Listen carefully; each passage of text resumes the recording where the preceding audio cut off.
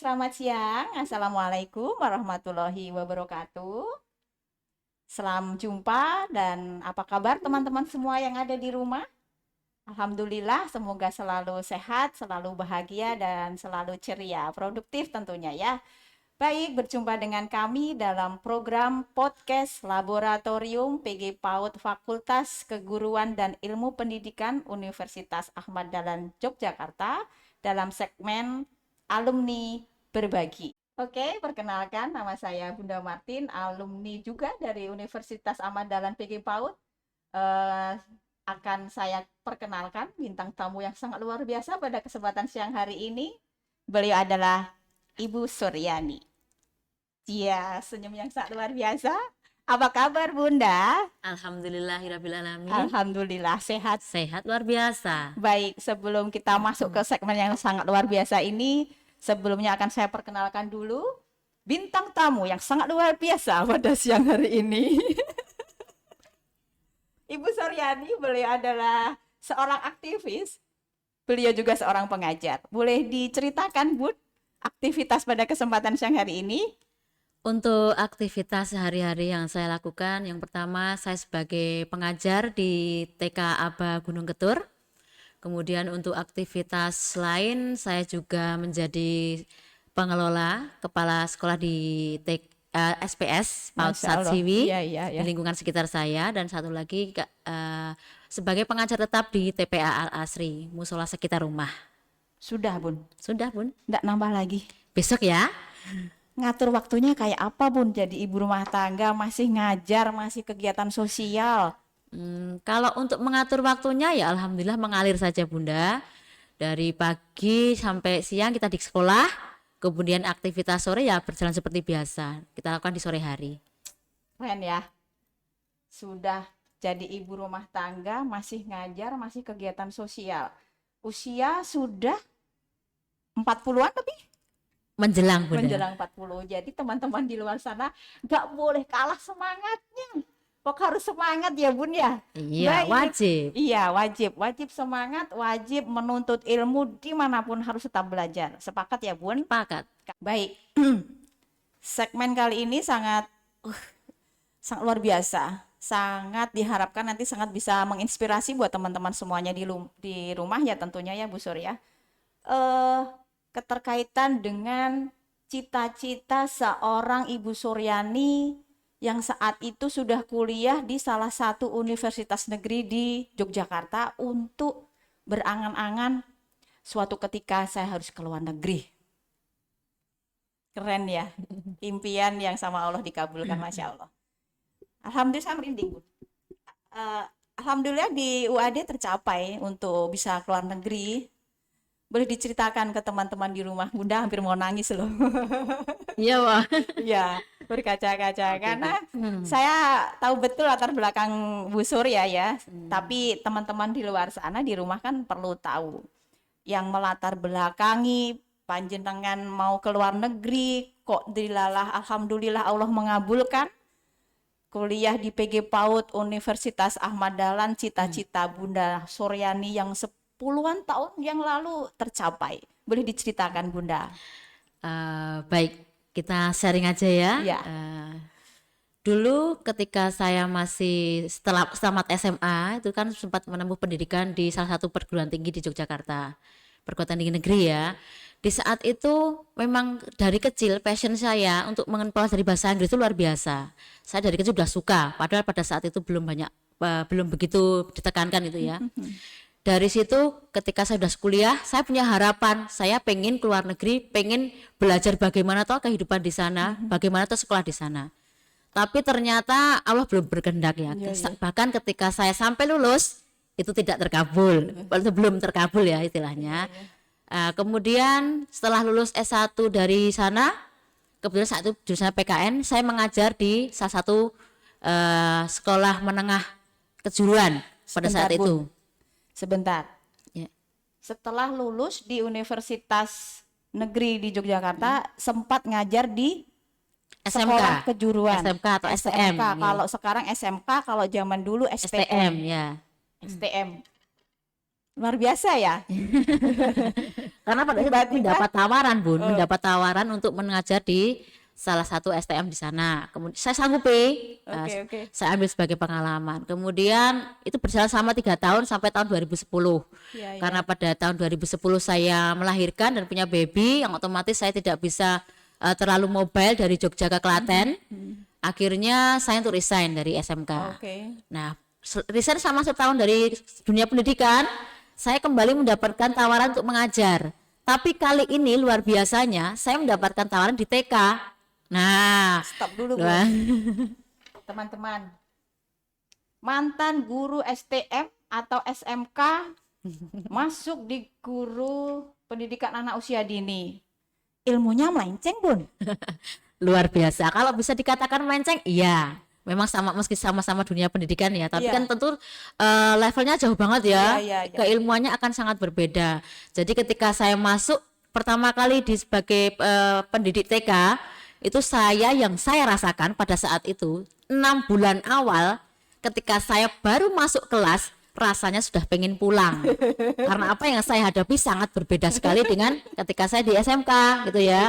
Anak-anak kecil yang luar biasa. Saya jujur saja belum punya ilmunya bagaimana menghadapi anak-anak, bagaimana menarik perhatian, Mengkondisikan. bagaimana berbicara dengan anak saja. Iya. Pada saat itu saya masih bingung. Iya. Jadi rasanya pengen pulang terus, sedih gitu ya. Luar biasa, saya sedih pengen pulang. Setiap kali mau berangkat saya sudah pengen pulang saja. Sabar. Jadi 6 bulan di awal itu saya belum benar-benar belum bisa menikmati Iya. bagaimana tuh luar biasanya mengajar di TK. Tapi seiring berjalannya waktu, alhamdulillah ya, seiring berjalannya waktu, alhamdulillahnya situasi mendukung, teman-teman mendukung, bagaimana mereka mengerti saya tuh, akhirnya saya bisa menikmati. Di 7 bulan setelahnya 7 itu saya menikmati, baru bisa menikmati. lulus trainingnya. Ya, saya mulai berangkat ke sekolah dengan semangat. Saya tanamkan dulu, saya bisa. Ya, afirmasi positif. Saya akhirnya di 7 bulan itu, tepat di 7 bulan, saya bisa berangkat ke sekolah dengan nyaman dan tidak pengen keburu-buru pulang. Baru bisa merasakan itu di 7 bulan setelah saya mengajar di TK. Oke, tidak pengen buru-buru pulang. Yang tadi cerita awalnya bingung harus gimana pengkondisian dan lain sebagainya, tiba-tiba 7 bulan lepas 7 bulan tidak pengen pulang, berangkat ada motivasi yang baru, semangat yang baru. Kenapa nggak pengen pulang, Bu? Padahal kan riuh banget tuh.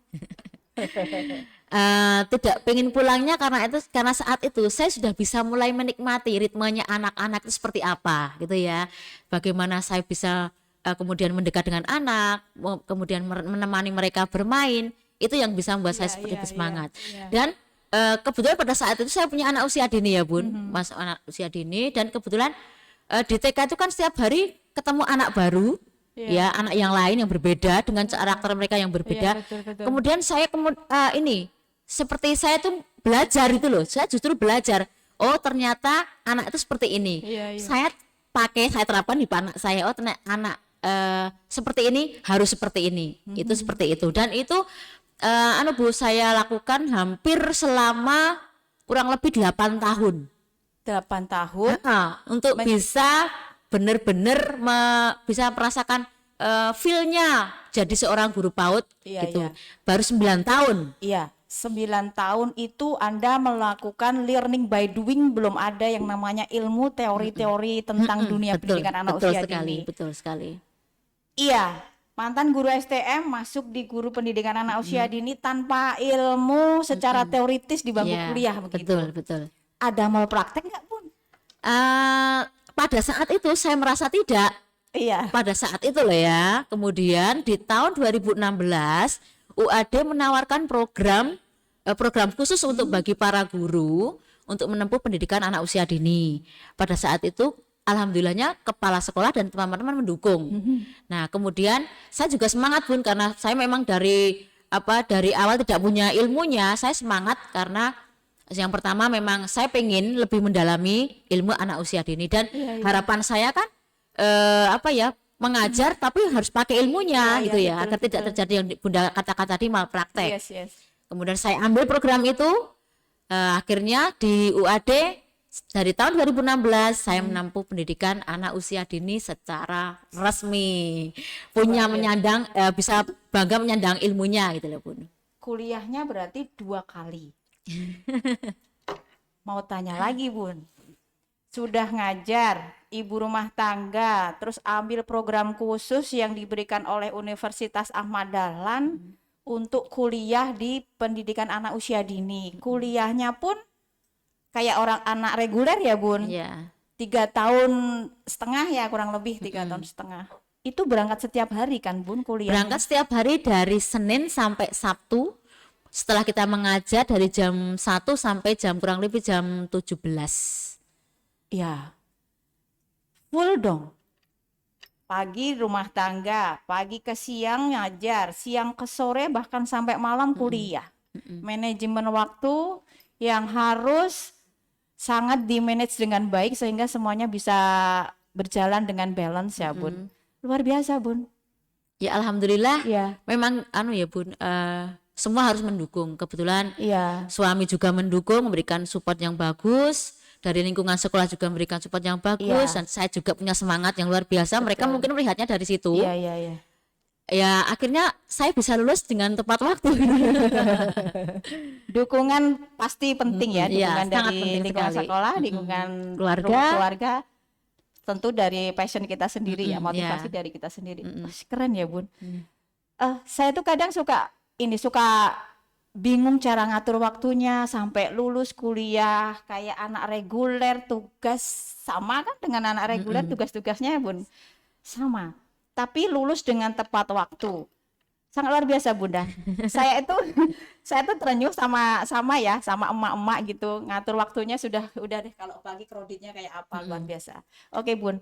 Jadi untuk teman-teman semuanya di rumah, Bunda Surya ini setelah masuk di pendidikan anak usia dini tentu butuh teori yang kemudian nanti di match and matchingkan di prakteknya di lapangan ya, Bun, karena ternyata menurut cerita Bu Surya ini waktu 9 tahun mengajar di TK itu hanya learning by doing tanpa mengetahui teori-teori yang harus diterapkan gitu. Dan setelah kuliah di UAD yang didapat apa, Bun? Match and matchingnya gitu, Bun. Pengalamannya seperti apa? Boleh dibagi ke teman-teman semua. Oke. Yang jelas ilmunya sangat luar biasa. Ketika saya mempelajari teorinya, bagaimana menghadapi anak, bagaimana memberikan kegiatan yang sesuai dengan perkembangan usianya, itu saya tahu setelah saya kuliah di UAD. Sebelumnya ya saya pikir, karena kayak pengamatan ya sebelumnya dari teman-teman saya terdahulu dari angkatan senior saya di sekolah, itu yang memberikan kegiatan ya sama aja, Gitu. memberikan pilihan ya sama aja. Tapi ketika sudah di kuliah di UAD, ada tahu teorinya, ternyata kita menilai anak tuh nggak bisa semuanya sama, harus sesuai dengan usianya, dan tidak bisa menyamakan anak semuanya, gitu loh, Bun. Perkembangan anak berbeda. Dan satu anak dengan anak yang lain nggak bisa kita samakan. Betul. Ternyata, Bunda. Betul. Yang selama ini saya pikirkan, ketika di suatu kelompok, misalnya saya mengajar di kelompok B, harapannya semua anak di kelompok B sama, pencapaiannya sama. Ternyata itu paradigma saya dulu ya, tapi ternyata tidak seperti itu. Iya. Harus spesifik satu anak per anak itu berbeda, dan itu yang saya lakukan selama ini. Baru saya sadari yang saya lakukan dulu itu ternyata salah. Iya. Nah, gitu, Bunda. Ya, itu mungkin pengalaman yang sangat luar biasa yang tentunya selama ini kan banyak nih guru-guru pendidikan anak usia dini yang bukan lulusan PG PAUD ya, Bun. Ada yang lulusan dari biologi dan lain sebagainya, tentu nggak dapat ilmunya itu. Boleh disimpulkan bahwa setelah mengetahui teori yang kita dapat di bangku kuliah, itu tuh kita sebagai guru itu jadi mengetahui tumbuh kembang anak sesuai dengan fase-fase tingkatan usia masing-masing ya. Jadi pencapaiannya meskipun sama-sama 4 tahun belum tentu sama begitu ya. Yang dulunya dipikirin 4 tahun sama gitu pencapaiannya, ternyata tidak. Ada yang pegang pensil belum betul, ada yang coretannya belum tegas dan lain sebagainya. Ya, jadi kita bisa lebih paham ya, Bun, tidak menuntut lebih ke anak itu. Betul. Ya, jadi di kelas kita lebih slow down, lebih tidak udah 4 tahun kok belum bisa ini, belum bisa ini. Jadi kita lebih paham di situ. Minimal lebih menghargai prosesnya anak. Iya, lebih itu. Iya. penilaiannya melalui proses ya, Prosesnya, bukan pencapaian hasilnya. hasil. Iya. Baik Bunda, terima kasih, ceritanya sangat luar biasa sekali. Baik Bu Suryani, tadi sudah cerita latar belakang ke luar negerinya ya. Kemarin ke luar negerinya kalau boleh tahu di mana Bunda?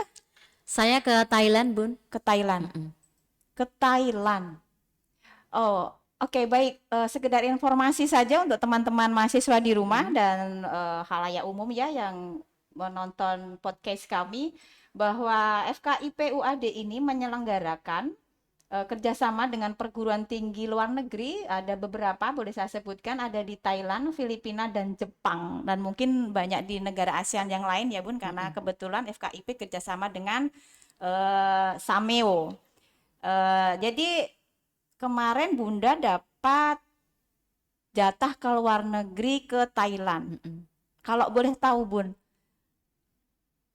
angkatan Bunda waktu itu, waktu berangkat ke luar negeri itu, apakah dari UAD saja atau dari beberapa universitas di Yogyakarta Bunda? Oke, jadi pengalaman itu saya alami di tahun 2018. 2018. Itu dari 4 peserta yang bersama saya, kemudian penerbangannya bersama saya, itu dari universitas swasta di Yogyakarta, 2 anak, sama 1 orang lagi dari Sulawesi. Jadi berempat sama saya. Oh, Kalau yang iya. dari UAD sendiri itu ada 5 mahasiswa, yang di Thailand 2, yang di Thailand 3, yang di Filipina 2. Yang dari Itu, UAD. Yang dari UAD. Kemudian untuk yang dari PG PAUD 1 saya sendiri. Bunda saja. Ya. Tadi bicara proses seleksi.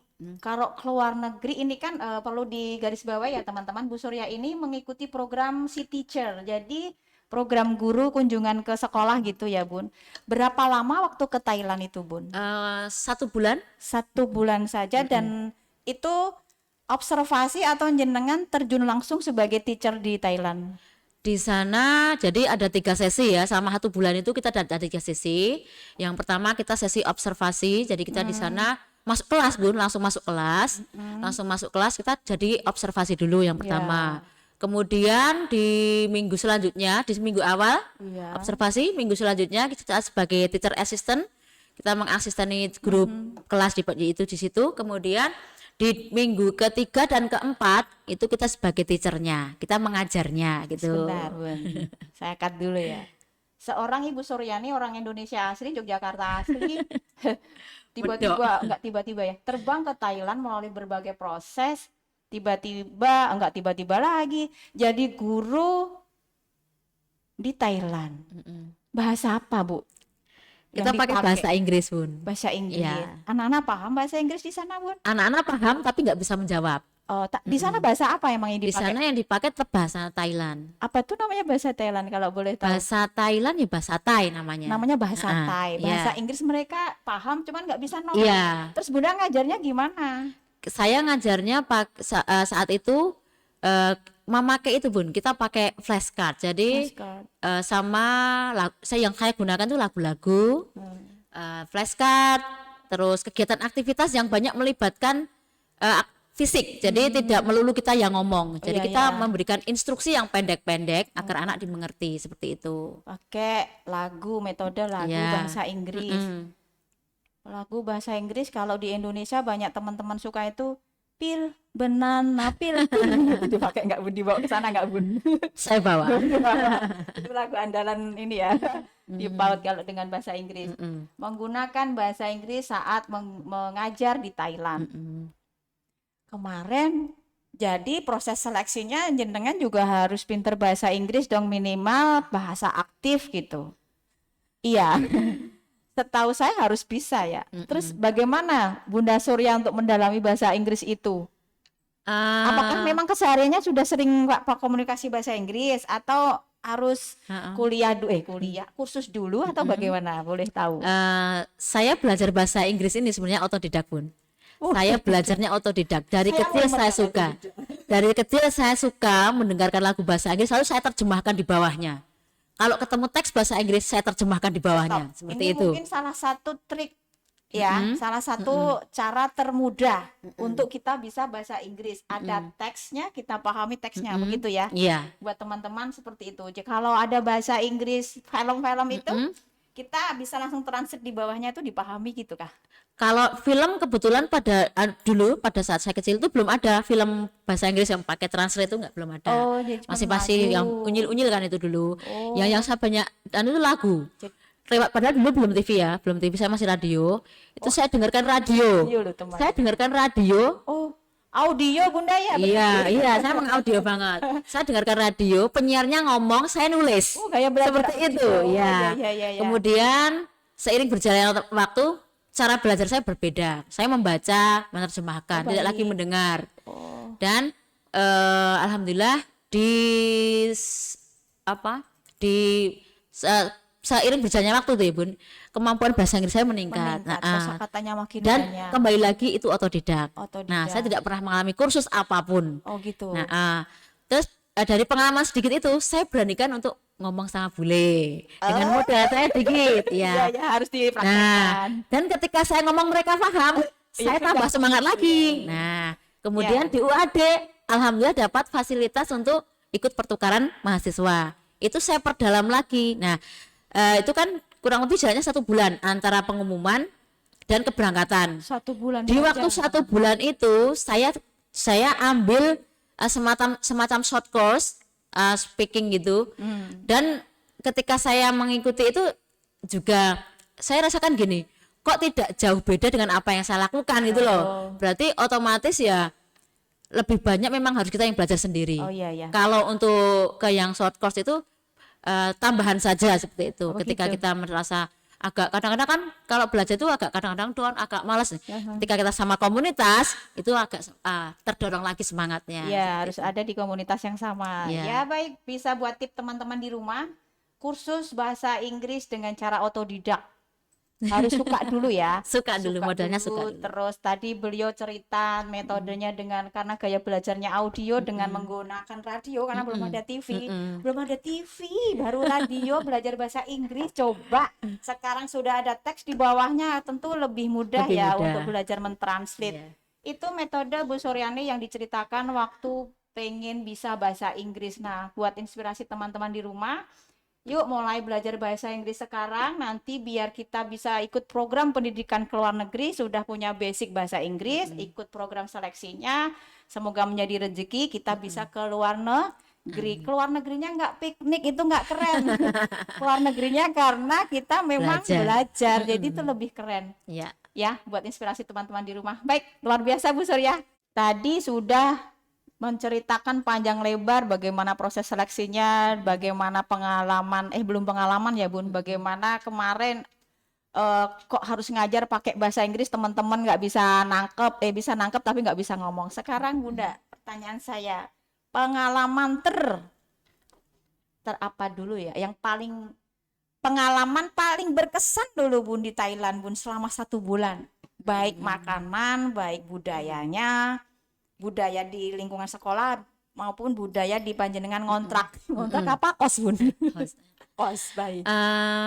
Luar biasa ya, selama 1 bulan itu banyak sekali yang saya dapatkan. Yang pertama makanan. Baiknya dulu. Makanannya semuanya enak, tapi mungkin kurang cocok di lidah saya. Kenapa? Di awal ya Bun, di awal rasanya lebih banyak cenderungnya ke kecut. Kecut di Thailand, kecut. Kecut. Oke. Kecut asin. Kecut asin. Pedas itu ya. Di Jogja manis. Manis ya, sangat berseberangan sekali Ya. kan. Itu tapi di awal, tapi seiring berjalannya waktu saya nikmati enak kok juga. Iya, Somtam tuh saya orang sering supel mah begitu iya, ya, Bun. setiap hari makan Survive. somtam saya. Pesennya somtam terus. Somtam itu apa? Tom Somtam yum. itu papaya salad. Papaya. Heeh. Gantung Bun. Gandul di salad. Iya, enak itu di sana. Gandul di salad. Kemudian yang sangat luar biasa sekali adalah yang saya sangat suka di sana itu mereka tuh ramah-ramah orangnya. Nggak kenal Tapi say hello. tapi say hello. Jadi Meskipun nyaman ya. kadang-kadang saya mau bilang apa juga nggak tahu. Saya mau ngomong bahasa Inggris mereka juga nggak tahu. Kebetulan di daerah saya itu Lopburi itu tidak banyak yang bisa berbahasa Inggris, hanya beberapa saja. Kalaupun ngerti cuma sedikit. ketika saya ngomong panjang mereka nggak akan Nggak ngerti. bisa membayangkan di Ya. negara orang komunikasinya sangat terbatas gitu. Iya, itu memang tantangannya kan Bun. Iya. Memang dari awal kita dikasih ke semacam kayak apa pengarahan. Misalnya kalau kamu di sana nggak bisa, yang kamu lingkungan di sekitarmu nggak bisa ngomong bahasa Inggris, apa yang kamu lakukan seperti itu? Ya kita persiapan aja pakai gestur ya. Ya, ya. Kita masih bisa pakai bahasa tubuh, ya seperti itu. Eh, Kemudian satu lagi yang menarik itu di sana itu Bun, di setiap tempat, di setiap di alat-alat digital itu ya, semuanya pakai bahasa Thailand Bun, pakai huruf Thailand. pakai tulis Thailand Nah, gitu. kebayang nggak ketika saya mau ngeprint laptopnya, PC-nya itu pakai bahasa Thailand Ini, semuanya. keyboardnya juga bahasa Keyboardnya Thailand, tampilannya Thailand. Serius Bun? Serius, bayangkan, saya waduh luar biasa. Mau tanya ke operatornya di sana, mereka nggak bisa bahasa Inggris. Saya baru tahu loh. Akhirnya apa yang kita lakukan Bun? Kita buka HP, lalu kita pasang itu. Masya Allah. Misalnya kalau ini artinya apa, ini artinya apa, satu demi satu, luar Itu biasa. kalau saya udah drop duluan Bun. Karena di rumah jenengan tentu tidak gagap IT ya. Tiba-tiba di sana mau ketik tulisan Thailand, iya. Jawa itu kan ya. Nggak bisa. Luar biasa, ya. Tapi tempatnya sama kan lokasinya ABC-nya gitu. ABC-nya sama tapi kan munculnya beda. Saya ngetik A, munculnya sana itu. Dan yang Bu, gini. Yang bikin susah itu sebenarnya kan itunya, alat-alatnya itu. Ketika saya mau cari cari print, mana kata print?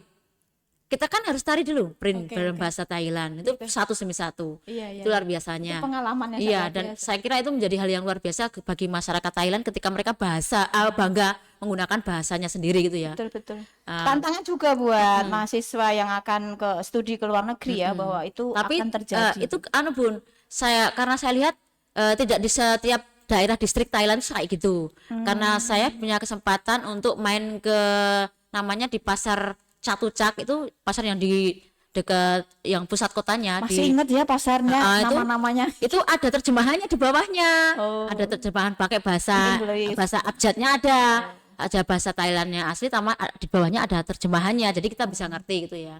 Kalau di Lopburi itu jadi benar-benar blind, semuanya Thailand. Itu Nama gang, nama rumah, nama tempat, iya, semuanya, toko, nama barang. Saya ketika saya mau beli pulsa aja Bun, saya nggak tahu mau bilang kuota itu apa di sana. Saya nggak ngerti.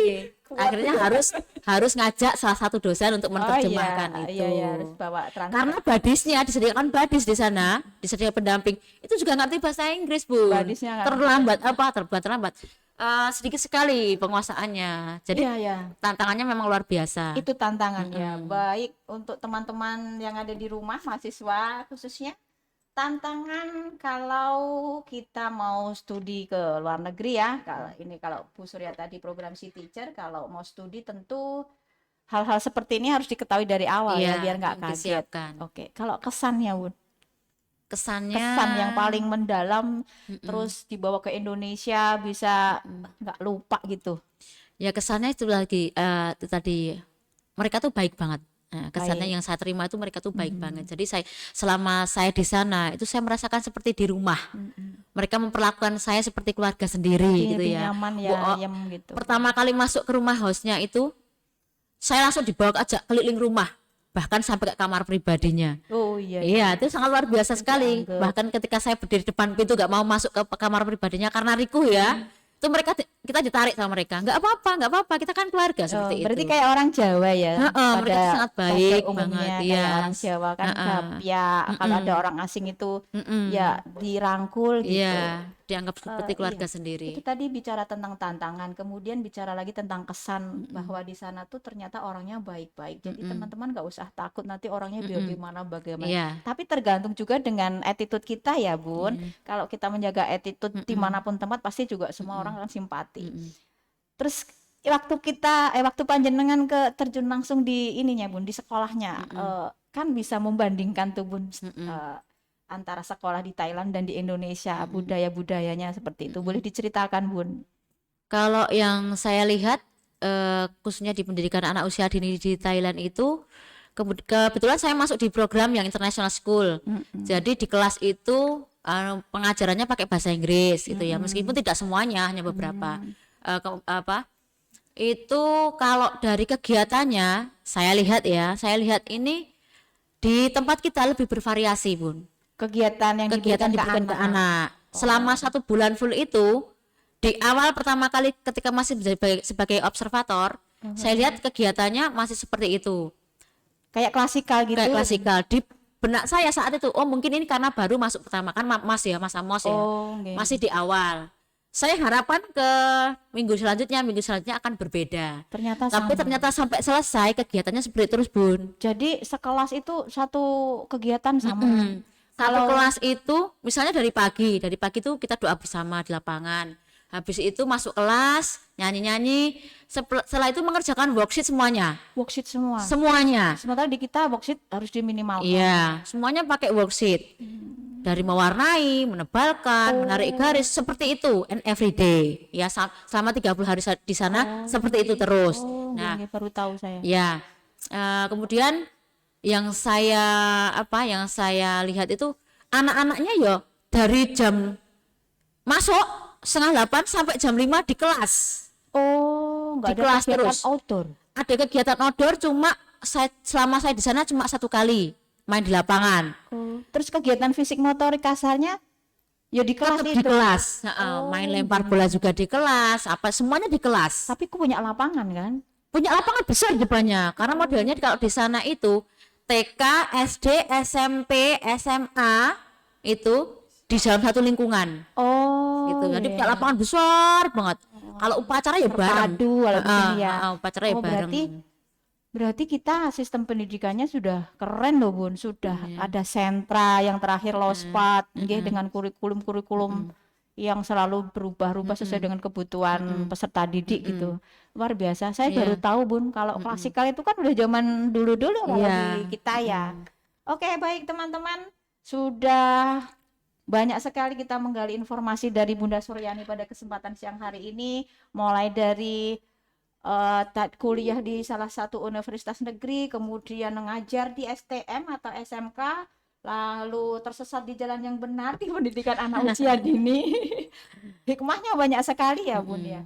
Tapi nanti bicara hikmahnya setelah ini. Habis itu prosesnya bagaimana bisa keluar negeri, kesan dan pesan makanan budaya di sana semua sudah diceritakan, Bun. Kalau boleh tahu buat teman-teman di rumah, tentunya khususnya buat adik-adik mahasiswa di rumah ya, di luar sana, untuk bisa mengikuti jejak Ibu Suryani ini, apa yang harus dilakukan dan apa yang harus dipersiapkan untuk teman-teman di rumah agar pengen mengikuti jejak Bu Sur nih ke luar negeri gitu, boleh diceritakan? Kalau secara pribadi ya, ini saya pribadi saya, nanti mungkin bisa teman-teman untuk punya motivasi yang lain sendiri dan kiat-kiat sendiri. Kalau dari saya itu yang pertama kita senangi dulu. Kita senang dulu, misalnya kan yang dibutuhkan saat ini bahasa Inggris ya. Kita senangi dulu bahasa Inggrisnya. Kita aplikasikan dalam kehidupan sehari-hari meskipun cuma pendek-pendek enggak apa-apa. Itu udah luar biasa. Kemudian kalau untuk pendidikan anak usia dininya, mari buat teman-teman yang di luar sana akan sangat berharga sekali ilmunya. Bahkan ketika nanti suatu saat kita tidak jadi guru pun akan sangat berguna untuk mendidik anak kita sendiri gitu ya. Ilmunya sangat luar biasa dan yang paling penting adalah perkembangan anak itu sangat luar biasa di usia 0 sampai 8 tahun. Itu perkembangan sangat masa golden age ya. Masa golden age itu masa yang harus benar-benar kita siapkan supaya anak-anak memiliki bekal untuk ke jenjang selanjutnya. Dan itu tidak mudah. Iya. Setiap perkembangan anak sesuai usianya ya itu berbeda dan itu setiap guru, setiap orang tua harus ngerti. Dan sebagian yang saya alami di waktu mengajar ya, itu banyak orang tua yang belum memahami itu. Jadi ketika anaknya kok belum bisa ini di usia ini, mereka sudah khawatir. Kan nggak harus seperti itu. Nah, tugas kita sebagai orang tua nanti dan sebagai guru adalah memberikan edukasi kepada orang tua juga. Betul. Ilmunya dari mana? Ya dari pendidikan itu, dari pendidikan anak usia dini. Kita harus belajar dulu. Kita harus ngerti dulu ilmunya sebelum kita menyampaikan ke orang lain. Seperti itu. Oke, Bun. Bisa ditarik kesimpulan, tidak ada kata yang namanya menyesal ya. Tidak. Ambil prodi PG PAUD pendidikan anak usia dini. Apalagi untuk kita seorang ibu, seorang perempuan. Tentu akan banyak hal yang kita ambil dari materi yang kita dapatkan di bangku kuliah ya, Bun. Kita kami berdua ini udah seorang ibu rumah tangga, anak beliau putra 2, saya 1. Untuk teman-teman di luar sana yang masih reguler, tentu kedepannya kan toh juga akan berumah tangga ya. Mm-mm. Jangan pernah menyesali masuk perguruan tinggi di PG PAUD, karena itu menjadi bekal yang sangat luar biasa yang tidak bisa kita dapatkan di luar sana untuk kita bagaimana bisa menjadi seorang ibu rumah tangga yang baik.